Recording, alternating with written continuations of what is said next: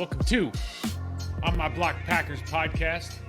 I'm your host, Mike Wahle. Mine is busy with President's Day celebrations. And so we'll be just going solo today, but that's all right. We got a couple listener questions. I'm excited to talk about some of the offseason stuff.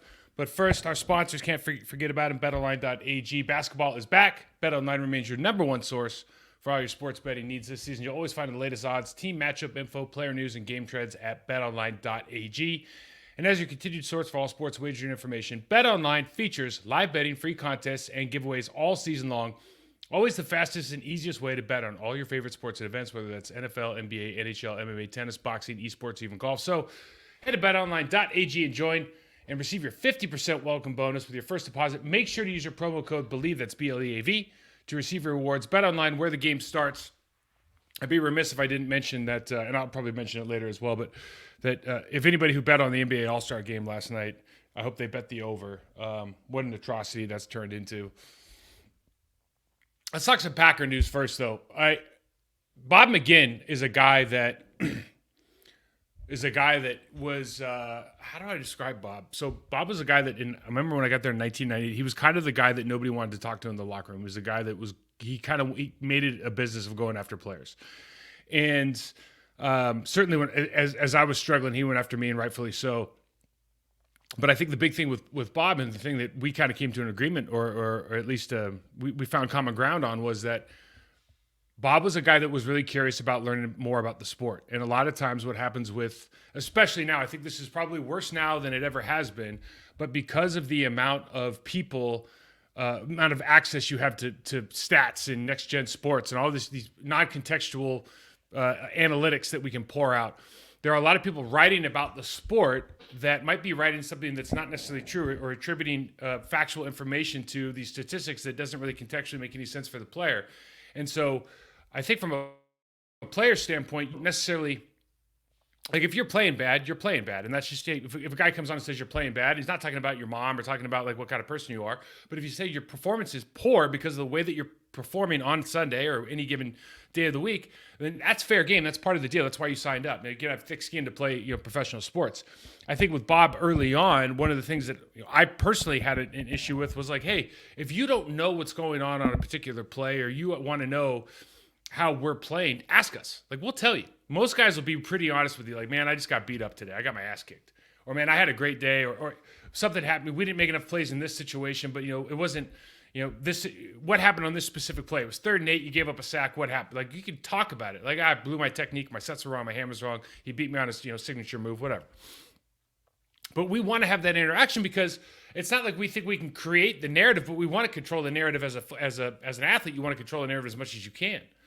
So one thing that I really we had a mutual respect for one another, I think, was over the course of time, was that Bob understood that if he just came to us and asked us very simple questions like, what happened on this play, what happened in this game, why, what are people seeing but not understanding, why are we struggling in this area, we'd usually just tell him. So I think Bob retired a couple months ago, or excuse me, maybe a couple years ago now, but he came out and said that the Packers are, quote unquote, disgusted with Rodgers, and they're looking to move on. And the timing obviously is perfect because he was going into this retreat, or this darkness retreat, or whatever it is. It doesn't make sense. I'll go back to it. And it's Bob comes out and say that. Another that we know well from back in the day, Tom Silverstein jumps in and had some more commentary about. I think it's time. People inside the building think that it's time for Aaron to go. I'll just keep going back to what I've been saying this whole time. Like if Jordan Love was the guy, maybe he's the guy now, but he certainly wasn't the guy the last couple of years. Otherwise, they would have made this last. Like, you would have tolerated this last offseason if you didn't think that Rodgers was going to give you the best chance to win. If they think at any point, if it's 50-50, if it's a coin flip, as far as the best chance to win games, or if they just think flat out they don't have the team to win a Super Bowl, then maybe it is time to move on. But otherwise, Aaron Rodgers, if he's dedicated to playing football, then he's going to give you the best chance to win because he's a first ballot Hall of Famer and one of the most talented guys we've ever seen play, grace the sport. Certainly one of the most, maybe the best quarterback ever to play at 1265 Lombardi. So all of this you got to take with a grain of salt, right? What really stood out to me was that Aaron Jones came out and said, if we're going with Jordan, Jordan's ready. And I don't remember the exact way that he phrased it, but he basically just said, or Jordan Love is the guy. If he wants, if it's his time, we are ready. He's proven himself. We see him every day in practice, and we really believe in what he's doing. That carries a lot of weight especially because he just re-signed. Now, I'll just tell you from experience. I went into a offseason. I went to the Carolina Panthers, and it's the team that I had two teams that I really wanted to go check out. They both had really good defenses. Carolina Panthers being 1 and 1A. So I end up going to Carolina, and you go through this whole deal. You're free agent. You're sitting at dinner with the offensive coordinator, the head coach, and blah blah blah blah blah. And they're all kind of it might as well be scripted, right? Because it's not even real. You're not having real conversations. It's all surface level. It was not, looking back, it was not the conversation that I really needed to be having, because I wanted to know a lot more, as far as the nuts and bolts of how we're going to run offense, what the expectations were. I didn't know I was going to a team where there was kind of like aspirations to win a Super Bowl, but really, really low aspirations from an offensive production standpoint. It was a defensive-led football team, and John Fox was the head coach at the time. If his idea was, if we scored 18 points a game, we should go 16-0 because his defense was going to be so good. So from an ambition standpoint, Dan Henning, who got a lot of flack and ended up getting fired, and back in the day, we'd all get frustrated because the play calling was so bland, but we didn't realize at the time it was bland because the coach wanted it to be bland. He didn't want to take risks. He thought his defense could win the game. That's really tough if you're a guy who thinks he's the best player at his position and trying to prove something and make a name for himself in this league and wants to play on really good offenses. So the reason I say all that is when you are in these different environments, it's difficult sometimes to translate what's actually happening within the building, what's being said amongst the players. And when Aaron Jones is re-signing this deal, for example, when I got there, it was like, I signed my contract. I'm thrilled to be there. And one of the reasons I'm thrilled to be there, aside from their defense, is Steve Smith, who's one of the best teammates. He's all this talk about Steve, man. Steve is the ultimate competitor. He's probably the most competitive dude I've ever been around in my life at anything. And I loved him. Absolutely loved him. And I remember, like, the first day I walked out, I stepped out on the grass for the first time. One of the coaches, I won't name his name, was like, "Hey, you're here to cancel him out." And I was like, and they pointed over to Steve, because Steve's got a big mouth and, he's got a lot of opinions. And I looked at him and I just told the coach, I go, "Dude, he's like the reason I'm here. Like, you shouldn't have said that. That was a mistake." And if anybody knows our history in Carolina, it was kind of all downhill from there.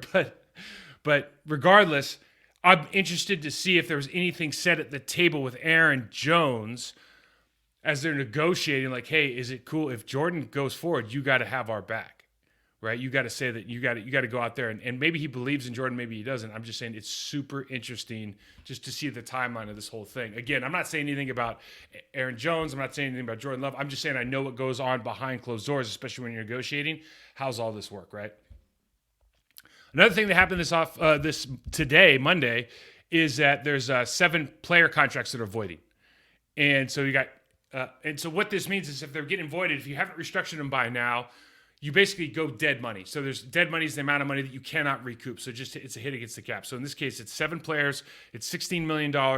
Adrian Amos, Dean Lowry, Jaron Reed, Randall Cobb, Mercedes Lewis, Mason Crosby, and Robert Tonyan. All guys who contribute to this team. All guys that you could make the argument that should be back in some capacity next year. And they're all now free agents. They're all available to either, we can re-sign them, but that money's gone. So that money that you lost, if you lost $2 million on Mercedes Lewis or whatever it was, and you re-sign him, that money's still gone. Whatever you pay him now this year is another hit to the cap. As I look at that group, Mercedes Lewis is timeless as far as I'm concerned until he decides that he doesn't want to play anymore. He's on the team. I've talked about Robert Tonyan as far as I think his ability to improve the part of, kind of the worst part of his game last year. And I think he's only going to get better from that ACL recovery, and hopefully he can become a kind of a dominant tight end position, receiving guy who can also get his hands dirty. So they're probably looking for some sort of upgrade there, whether it's a free agent upgrade that, there's some really good players out there, Dalton Schultz being number 1 right now, or they're looking at a guy, you see Kyle Pitts come out last 2 seasons ago for Atlanta, and you go, well, God, if we can pick up a guy like Kyle Pitts, it's, even though he's not really a tight end, it's like a Travis Kelce type, maybe even more so. it might be worth it, right? Adrian Amos is the big number here. He was counting almost $8 million against the cap, so that's dead money. He's gone. Adrian Amos, the fact that they didn't do anything is kind of interesting because you think they might have thought about re-signing him. When you look at these positions, though, safety, defensive line, wide receiver, tight end, and kicker, these are all positions that I think if you look at any draft, they're looking to draft, and there's certainly some people available on the free agent market. There's some huge names. Obviously, you think about Daron Payne at defensive tackle for the Washington Commanders. I don't think he gets out, but there's some big names out there. I just talked about the tight ends and certainly at the safety position. We talked about Gardner Johnson maybe being the first guy that you would take off the board at the free agent position out of Philadelphia, just played in the Super Bowl. There's some good guys. I don't think we're going to get any of those guys, but you can just, this is that time of year where you got to make some tough decisions. All these guys have been good pros and good guys for the Green Bay Packers. I'd love to see Jaron Reed come back. I thought he had a great year. I talk about Mercedes and Tunyon. Mean Dean Lowry, they're probably just looking at like we drafted last year with Wyatt and we're bringing another guy this year. And Mean Dean had a really good year 2 years ago. He had a kind of revert to the mean year last year, I think, as far as his numbers go, and production's really in the name of the game at defensive tackle in this defense. The safety position's been an area of concern, and because Darnell Savage isn't up and he's a first-round draft pick, Adrian might be on the short end of the stick on this one. And then Mason Crosby, maybe his time's run through. I think he's the all-time leading scorer, and I don't know if he's got the field goal record. I think Longwell might have it as far as percentage made, but he's got a phenomenal career, he's a phenomenal human being, philanthropist, etc. And maybe Robert Tunyon, coming off that ACL, maybe you look at him and go, maybe it's time to go find another offense to play in, and maybe you go out next year and hopefully you go to the Pro Bowl and get everything you want because, again, just love the way he turned his game around, tried to turn his game around, is working on turning his game around and becoming a five-tool tight end. Randall Cobb might be the end of the road. Depends probably largely on what Aaron has to say about whether he's coming back or not. But there's a lot of interesting stuff I think going on with Green Bay, even though we're early on in the offseason here. I wanted to talk a little bit more about really offseason goals and offseason planning and the way that players, you talk about kind of veterans, how they go into the offseason and think about, all right, I just went through this, now 17-game grueling season. The Super Bowl's over. A lot of people will just assume because the Super Bowl's over, that's when guys start working out. And that's not necessarily true. Everybody does it differently. If you're out in the first round, if you're not even in the playoffs, then you should push that whole schedule back by the accordant amount of weeks. But generally speaking, like what I would do is, if we lost on Sunday and it was the playoff game, then usually you'd pack the car Monday. You'd have your kind of your exit meeting with the Green Bay Packers, the Carolina Panthers, the Seahawks, and you'd go through that, and we would bounce out on Monday night. We'd drive all night, and we'd get to Las Vegas or San Diego, depending on where we were living at the time. We'd get out to the West Coast the next night on Tuesday, and I'd be at the gym, not like going nuts, but you'd start working out again, Wednesday. And just kind of, it's just part of your day, right? Like it wasn't like you're not on a schedule or routine or anything. That's just literally, this is how we live. And so you weren't trying to go bang out, 500-pound squats or anything like that, but you are just kind of going through the process, getting your body feeling better. You want to make sure everything feels on the up and up. I was very lucky until I blew up my shoulder. I wasn't really hurt going into like playoff games that often. I know I had the broken hand and you have a couple, bumps and bruises, but I wasn't, there was very rarely a situation where I had to until the end of my career where I had to rehab something and then start training. So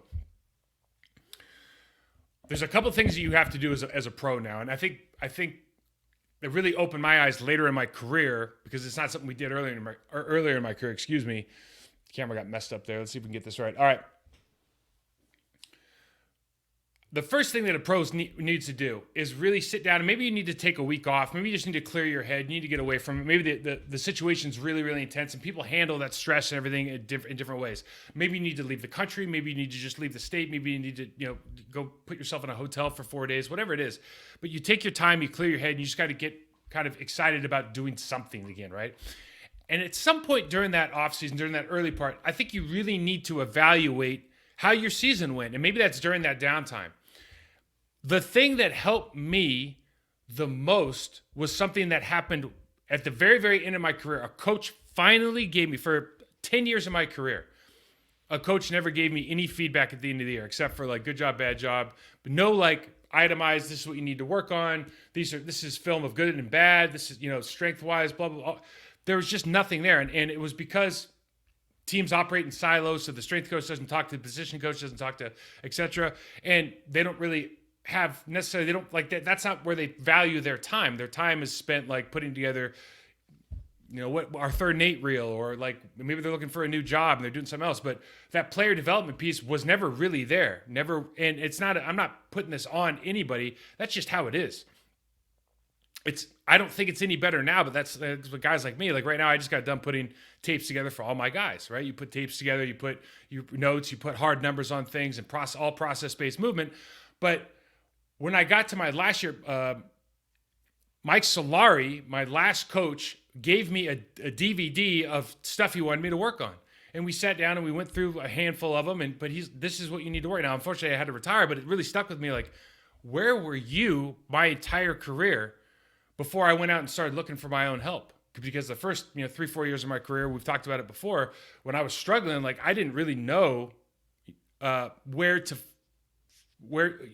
exactly I need to work on. Like, you don't know what you don't know, kind of thing. Unconscious incompetence. I know that sounds ridiculous because you're a pro, but that's really how it is. A lot of these guys, and especially even the young guys now that I go and work with, it's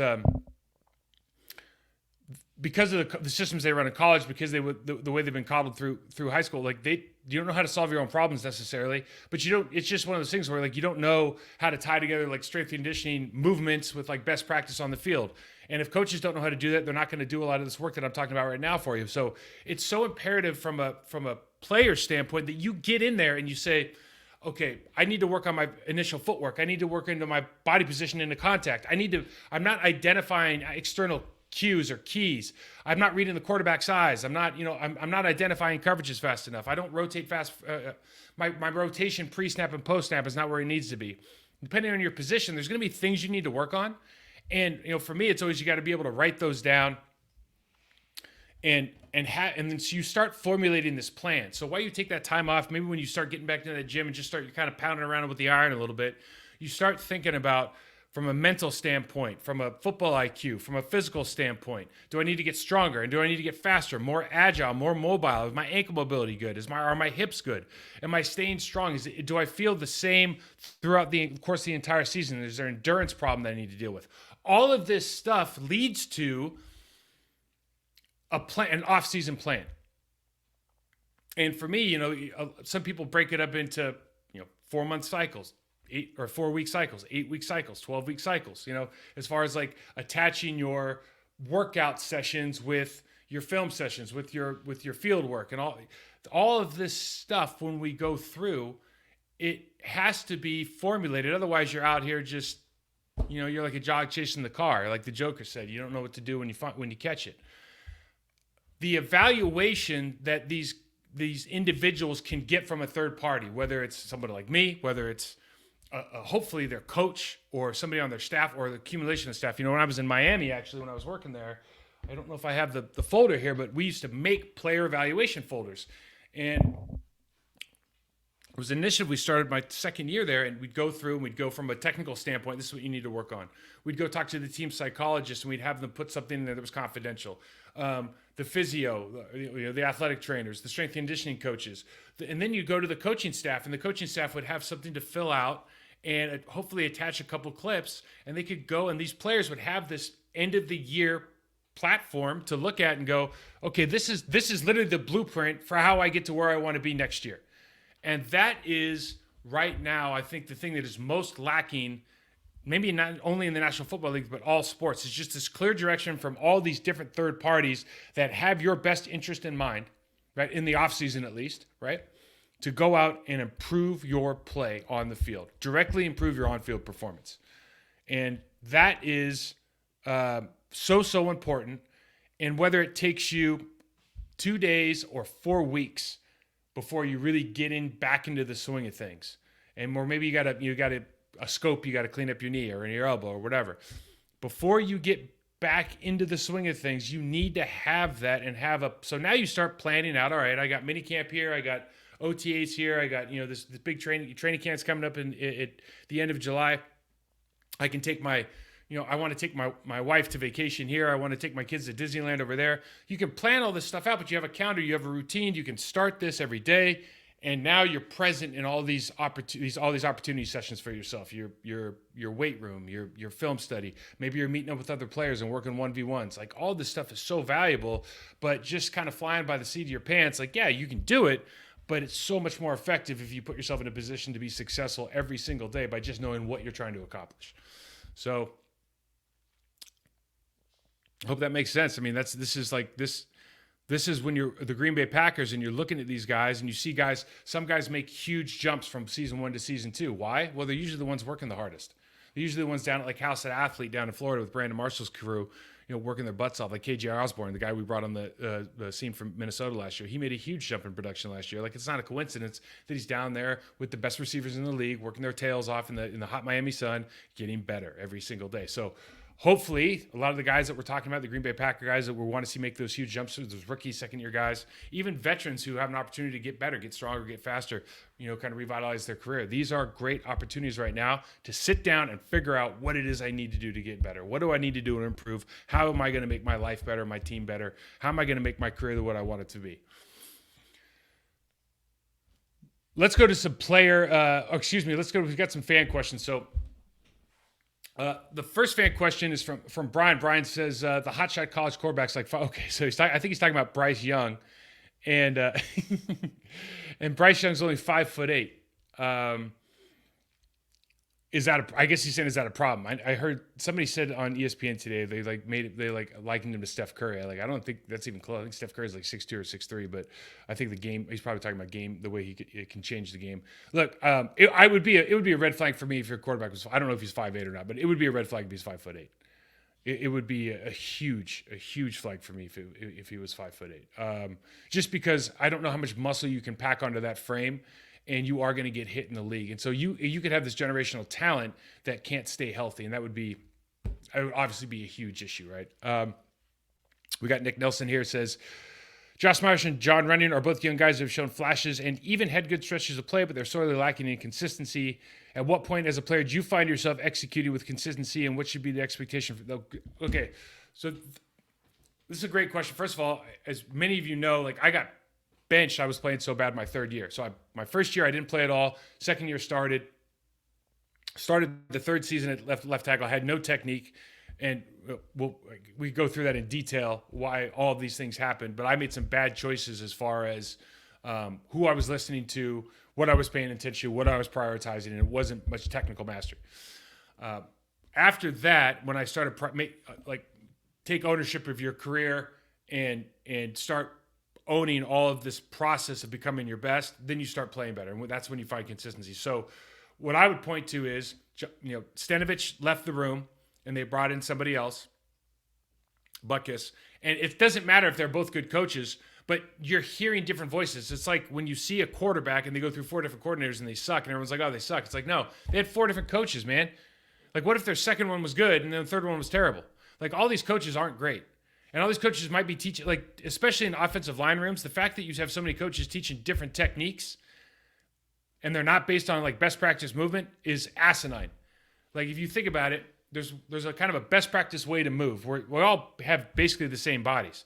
And so if you're teaching different stuff and you can't show me why mechanically yours is better than the next guy or the last guy, then I don't know what we're doing. And I think a lot of players have a hard time because their coaches want them to do a certain way, and it doesn't really make sense with how their body actually moves. I'm not saying that's happening with these guys. I'm just saying when you get that turnover, I think that doesn't help. Year 3 or 4 is where you should see some more consistency, and it usually happens because they have taken it upon themselves to kind of take ownership of their careers, whether that's finding outside help, whether that's just being a little more studious with their film study on themselves, being more self-critical or objective, we'll call it.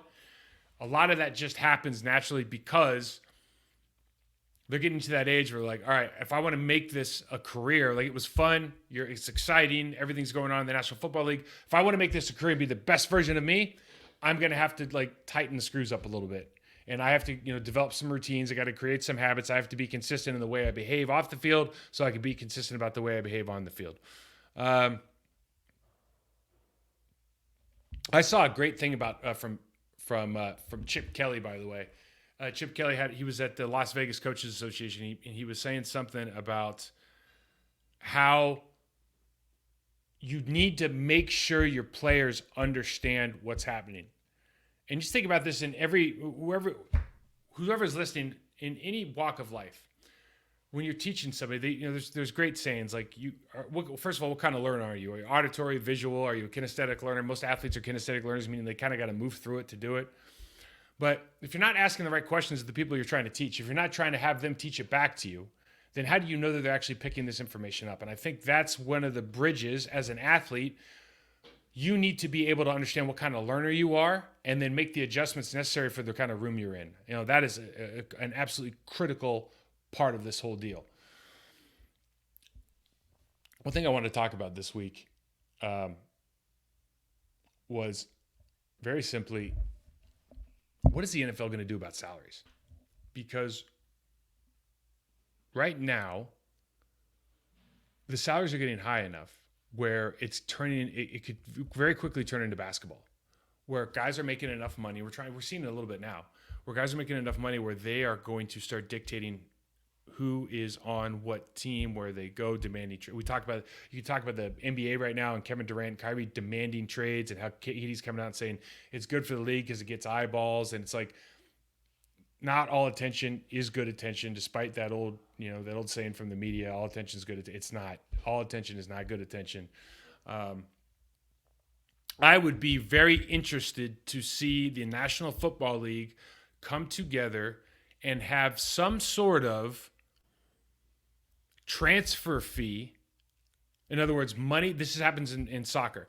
Money, if you draft somebody and develop them, if they want to leave before their contract is up, you can sell them to another team and you get paid as a team. So player development all of a sudden becomes a monster priority. Okay? And I know the emphasis is on winning in the National Football League. I get it. For most teams. But those who can develop talent can now make additional revenue by selling that. So let's say, for example, somebody who is not on the, Aaron Rodgers is an easy one. So right now you get compensation, right, for trading this player. You get draft compensation. Now imagine instead of draft compensation, these teams, because it's a little bit different economics, right? Because of the way that we have salary caps and we have, you'd have to loosen some strings on salary caps. You'd have to loosen some strings on who's bringing in dollar for dollar on all the merchandise and everything that you have. But the idea of being able to develop a guy like an Aaron Rodgers and then say, I want $50 million for him, in addition to whatever you're going to pay him, you're going to rework his contract. So he'll transfer to you. You can rework his contract and come up with a new deal for him. So you don't have to maintain the same contract that we had that might not be cap friendly to you. So you can rework a brand new deal right now. But you're going to pay us one way or another. Your owner is going to pay our owner $50 million or $100 million, $200 million, whatever the number is. And then that team, the New York Jets, whoever it might be, is going to say the impact that player has over to our bottom line economically is worth $250 million. We'll pay you $200 and we'll give him a $50 million deal. And all of a sudden, the priority of developing talent goes up. And therefore, at least in my mind, and this is a very simple A plus B equals C deal. I know there's a lot more factors in it. But in my mind, now the quality of play is going to continue to increase. And you could even start looking at this as the XFL or the USFL. Because I stay away from college, although college is going to change. But the XFL and the USFL now, if they're getting paid for the development job they do with players by the National Football League. So let's just take it back and say, let's just say every team has a feeder team or every two teams have the same feeder team. So there's a team in San Antonio, I think, down the street from me. And if, let's say, the Houston Texans and the Dallas Cowboys can both pull players from that XFL team, and now the XFL ownership of that team gets paid a transfer fee because they picked up those players. So not only do they get the talent, they get paid for developing that talent directly because they're winning on-field games, but they get paid at the back end when that guy leaves, if he's still under contract, to buy out that dude's contract is going to cost you, I don't know, 10, 20, $50 million. Like, what a great way to run business, because now everybody's priorities are aligned.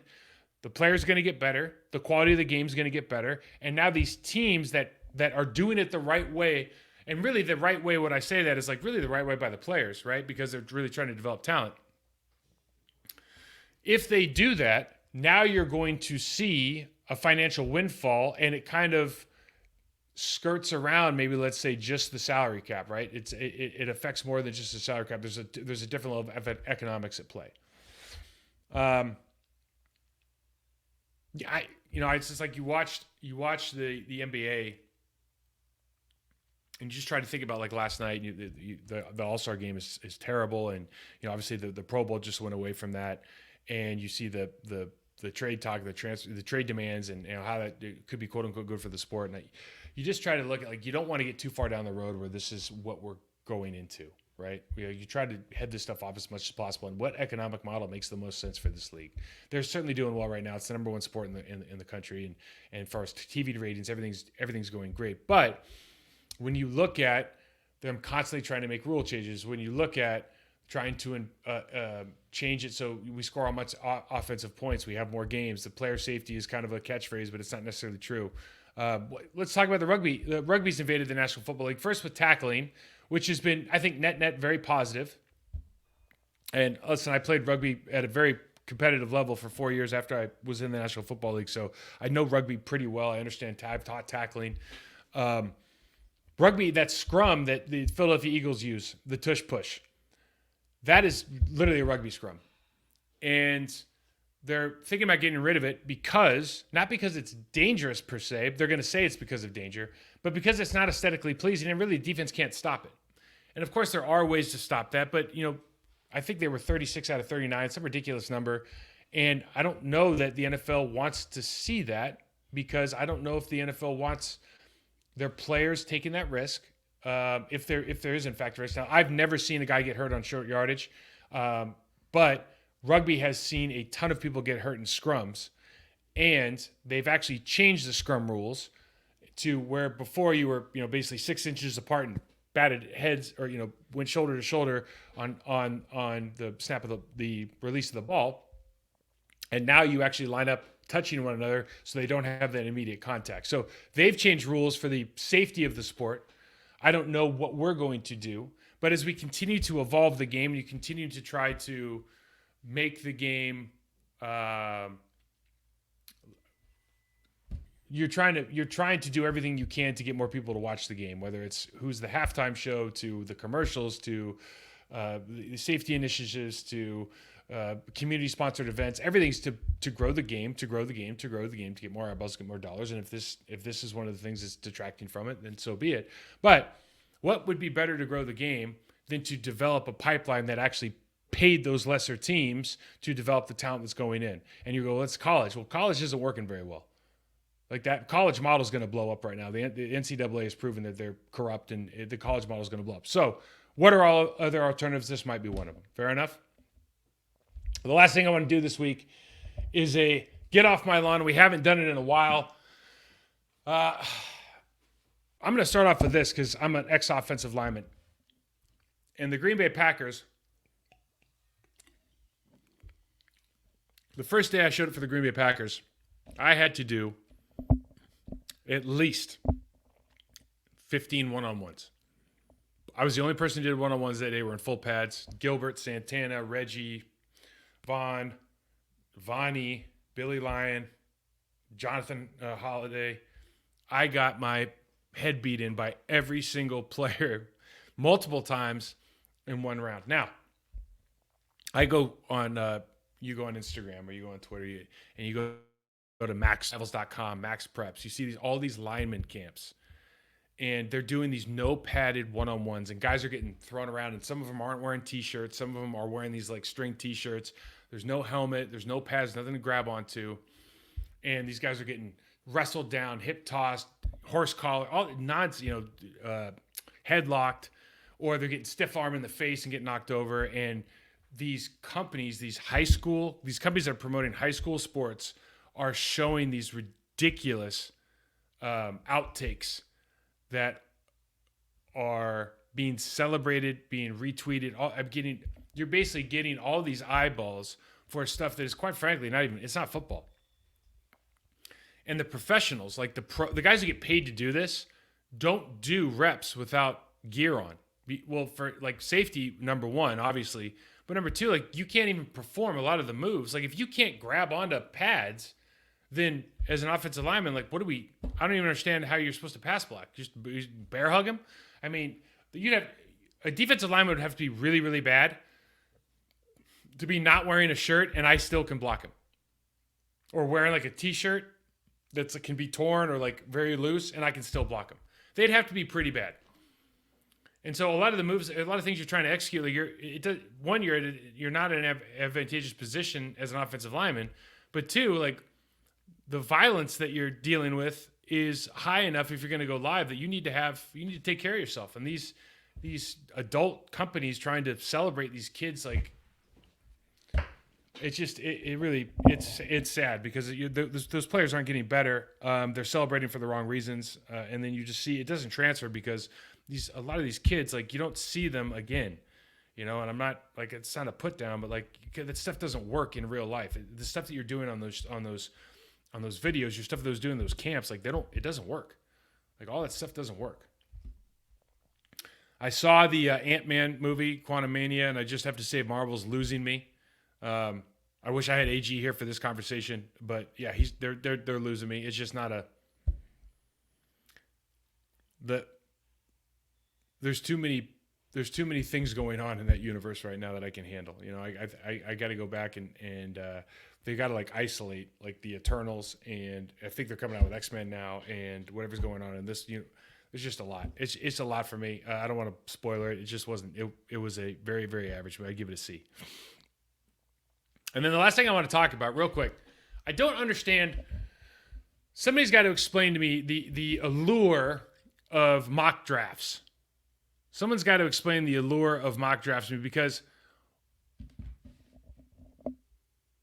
that seems like personnel groups do they have an incredibly difficult task of trying to project what this player is going to look like given the resources that you have in your building. And so you think about that actual information, right? You think about, let's say I need a defensive end, and there's two guys, right? First round draft. I'm a 10th pick in the draft, first round draft pick.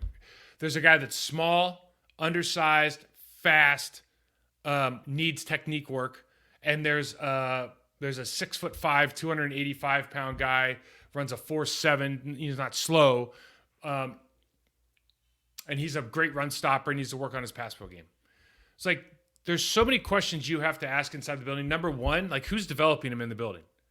And when we speculate on all this stuff, it seems, I don't know why people get excited, I guess, because Todd McShay or Mel Kiper, like they could spit off all the stuff they want to about the guys, like, and they could be right about the prospect. But as far as these mock drafts and like the Packers are going to pick up somebody, I guess I just don't get it, because like the amount of information you would actually need to know to understand who they should be bringing in is more than is available for public information.